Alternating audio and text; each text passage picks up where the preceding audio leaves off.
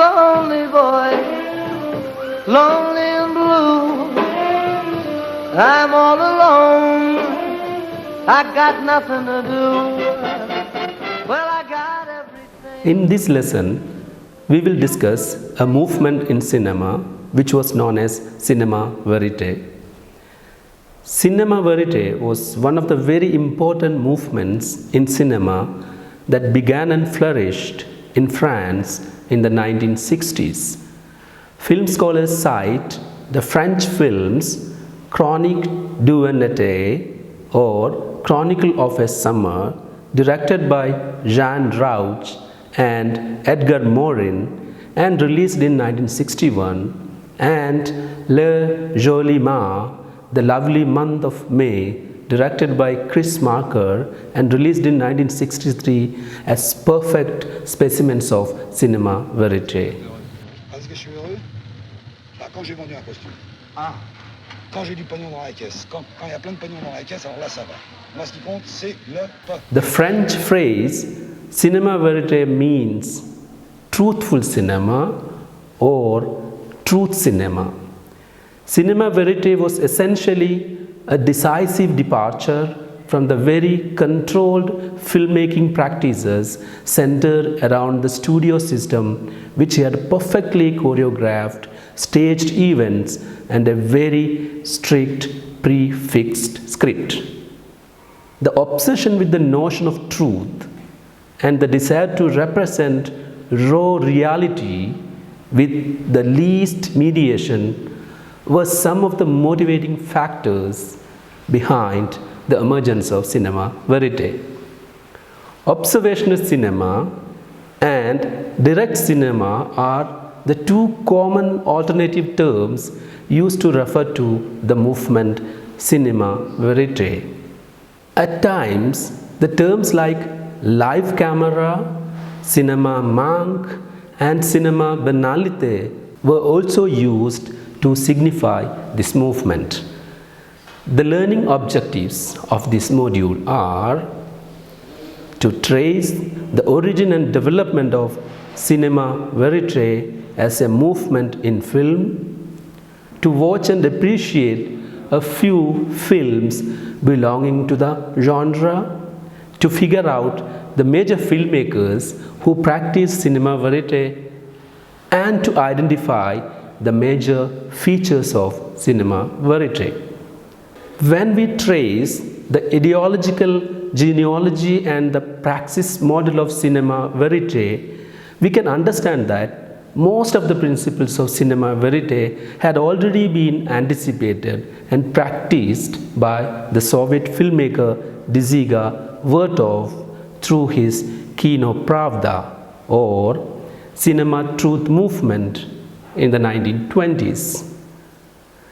Documentary film historian Eric Barnow notes that cinema verite as a distinct subgenre of film began with Jean Rouch's French film Moi un Noir, I a Black.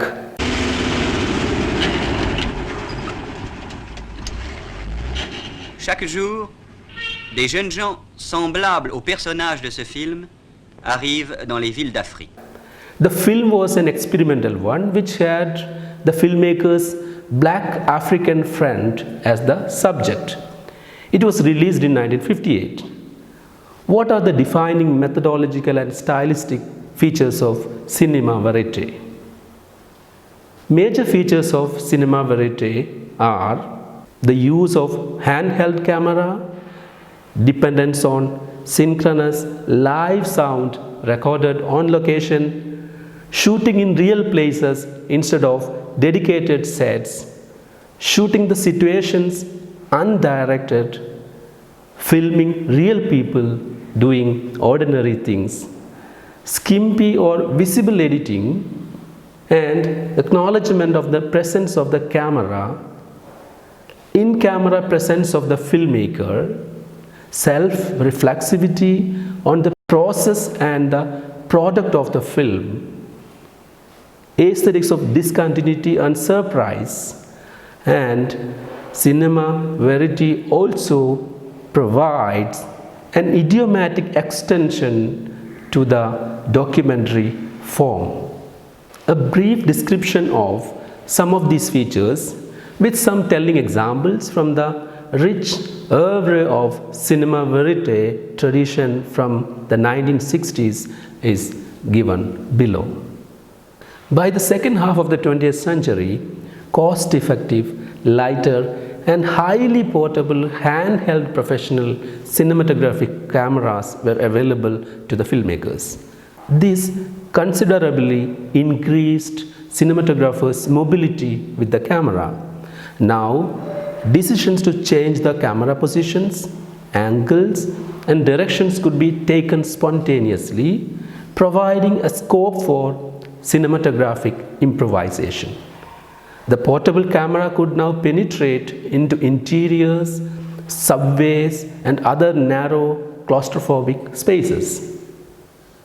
This factor also made possible capturing the cinematic subject unaware with a hidden or moving camera. Titicut Follies, released in 1967 and directed by Frederick Wiseman, and cinematography by John Marshall on the mentally insane patients of the Bridgewater State Hospital in the USA, makes use of portable camera to follow the subject through the flights of stairs and narrow corridors of the hospital.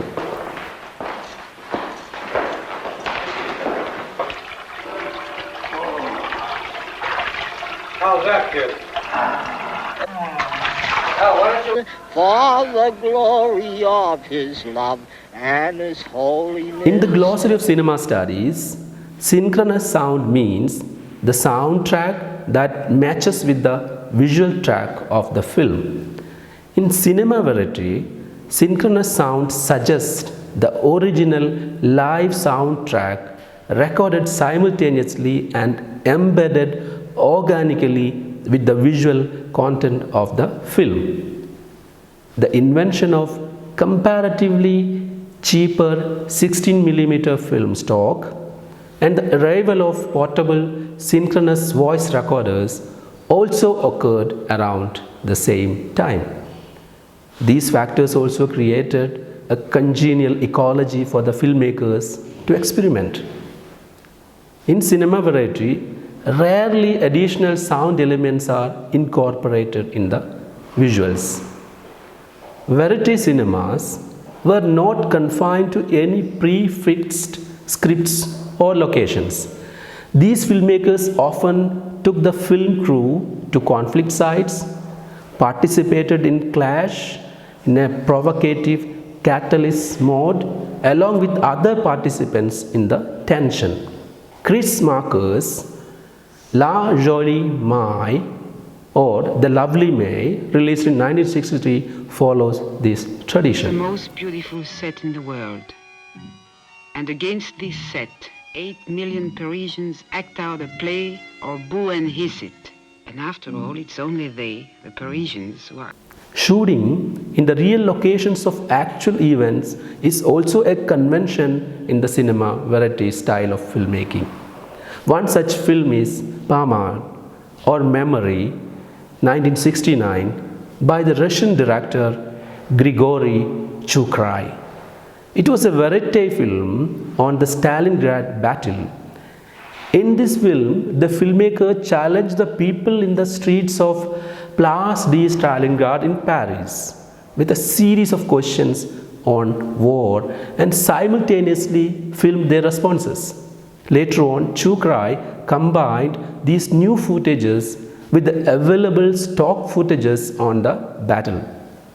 The stunningly fresh result was the film Parma. Here, shooting in undirected situations becomes very prominent. The method of capturing the subject unaware is highlighted and appreciated for its realism in this style of filmmaking. Henri Berthoz defined cinema verite as "caught," an attempt to get at the nitty-gritty of the world by observing people in the process of some crucial interactions with each other, unquote. The transparency of cinema verite is that people are captured live in action in real life situations. This allows the audience to reach at their own conclusions without any external or explicit commentary. For instance, such a situation is captured in the 1962 Canadian cinema verite film Lonely Boy, directed by Wolf Coing and Roman Kreuter. I'm all alone, I got nothing to do. Well, I got everything you could think of, but all I want is someone to love. Editing is a post-shooting process in the production of films. During editing, normally a sequential, coherent, structured form and meaning is attributed on the selected audiovisual footages. Editing ensures continuity in film narrative, clarity in film's didactic elements, and emphasis on the dramatic element based on suspense and surprises. The editing of films does involve some amount of shaping of the material shot, as is inevitable in the process. However, as far as possible, the cinema verite filmmaker tries to recreate the events as he witnessed them. He does not violate the sequence of shot to create incorrect impressions. Though one cannot rule out the fact that editing does involve a process of selection, the cinema verite filmmaker is careful not to have a preconceived mold into which the material he has filmed is cast forcibly.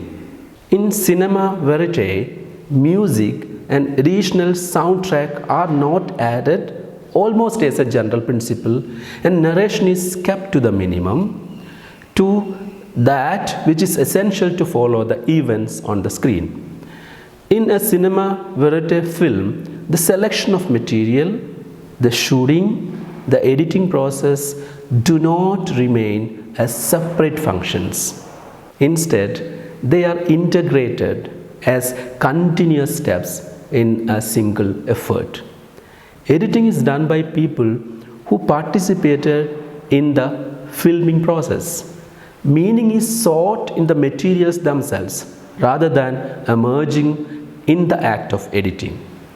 There is no imposition of external priorities and prejudices after the events are filmed. Meaning is sought in the materials themselves rather than emerging in the act of editing. There is no imposition of external priorities and prejudices after the events are filmed. In order to nurture the discontinuous visuals, often continuity in soundtrack is maintained in cinema verite. However, in principle, editing as a process for giving the film a clean, polished look was not followed in cinema verite.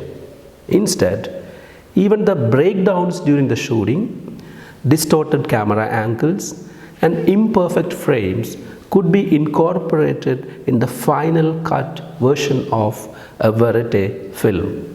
Such deliberate editorial decisions take the film closer to reality. According to Hubert Smith, I quote, "A cinema verite film is a film that always minimizes the limitations that a film imposes in transferring reality. It's a film that gets as close as possible to the visual, oral, and kinesthetic sense of actual presence. And it's a film that, while compressing, rearranging, and juxtaposing the bits and pieces of reality, adheres to the truth of the story." Unquote. A clearly detectable acknowledgement of the presence of the camera in the film, the obvious in-frame presence of the filmmaker, often as a provocateur, the incorporation of the filming process, incorporation of screening sessions in the main body of the film, etc., highlight the self-reflexive nature of cinema verite tradition. Cinema verite deliberately follows the aesthetics of discontinuity, distortion, and deviation as one of its foundational principles. The larger aim of cinema verite is to apply on the audience an aesthetics of shock and surprise by deviating from the norms of mainstream cinema and by extending the already well-established documentary film conventions to the fiction film territory. The ideological conditions, together with the technological innovations of the late 1950s and early 1960s, contributed to the genesis of cinema verite. In France, the 1960s witnessed the end of French colonial occupation of North and Sub-Saharan Africa. In the US, the 1960s marked the rise of civil rights, anti-war and feminist movements.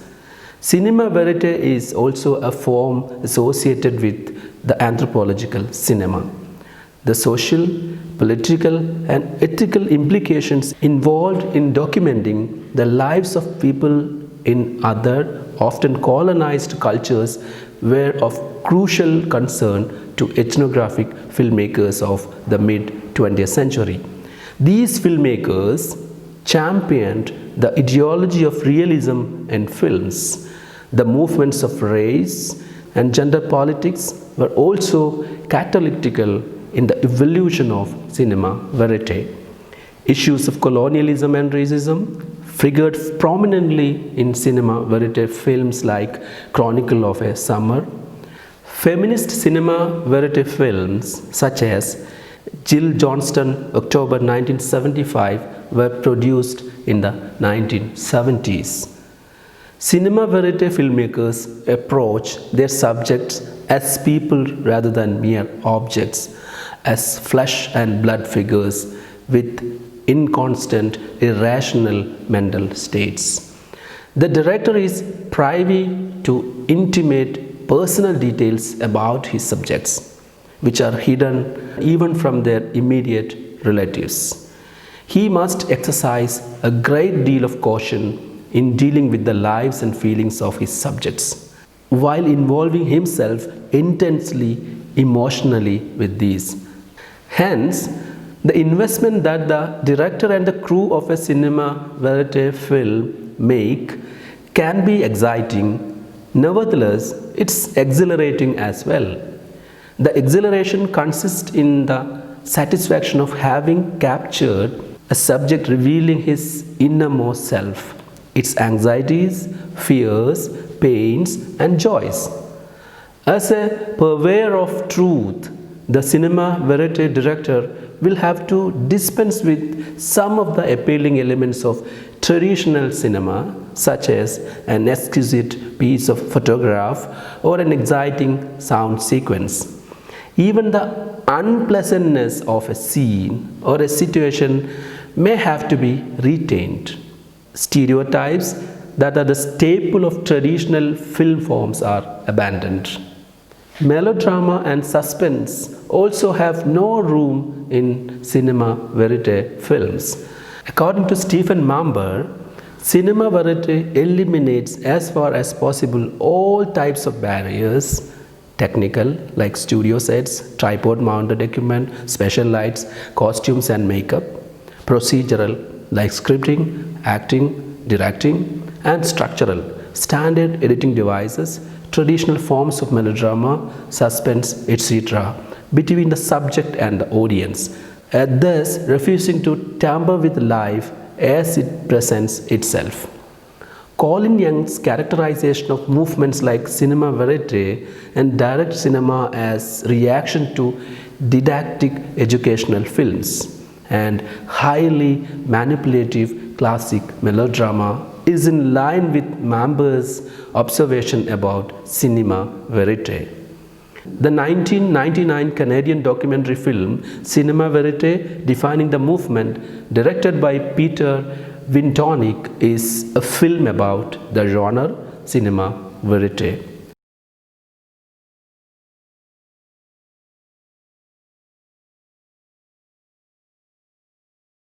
Cinema verite and direct cinema. Is there any difference between cinema verite and direct cinema? Film theorists like Stephen Mamber consider Robert Drew and Richard Leacock as the proponents of cinema verite in America, whereas most documentary film scholars associate the two with the direct cinema movement, which mostly made films for the television. The terms cinema verite and direct cinema are often used interchangeably. However, there are theorists who point out significant distinctions between the two. Film historian Eric Barno, for instance, distinguishes the two types thus. The direct cinema artist aspired to invisibility. Cinema verite artist was often an avowed participant. The direct cinema artist played the role of the involved bystander. The cinema verite artist espoused that of a provocateur. Direct cinema found its truth in events available to the camera. Cinema verite was committed to a paradox that artificial circumstances could bring hidden truth to surface. Yumi Nam also argues that while direct cinema adopted an entirely observational approach, Rauch's cinema verite combines observational and participatory filming techniques. Essentially, there is an awareness of camera that is filming the scene, thus establishing a connection between the cameraman, filmmaker, and those who are being filmed. According to Nam, the degree of the filmmaker's intervention is greater in cinema verite than in direct cinema. The filmmaker's subjective involvement is pushed to the extent of causing provocation to the subject. Jean Rauch has defended the filmmaker's stance of a provocateur, saying provocation helps reveal people's true selves. The guiding principle behind direct cinema was minimal intrusion between the filmmaker and the film subject, and between the film subject and the spectator. But it's practically impossible to have a completely unmediated reality. Cinema verite aims at a new film truth. Truth in lies, that is, telling the truth by lying. It deploys film techniques in such a way as to create a new reality that's more real than truth. Rather than pretending to present truth, cinema verite poses the problem of truth in documentary filmmaking. In sum, both direct cinema and cinema verite attempt to unfold truth, but in alternative ways. While the former adopts more of an observational method, the latter, that means cinema verite, resorts to any means possible to tease out truth, revealing it gradually as an internal process. Chronicle of a Summer, released in 1960, directed by Jean Rauch and Edgar Morin, may be regarded as one of the earliest experiments in cinema verite. The film documents a Jewish person's experience of Auschwitz in his own voice. It develops as a series of interviews. The interviewees are a motley group selected from the filmmaker's circle of acquaintances. The film is centered on the spoken word.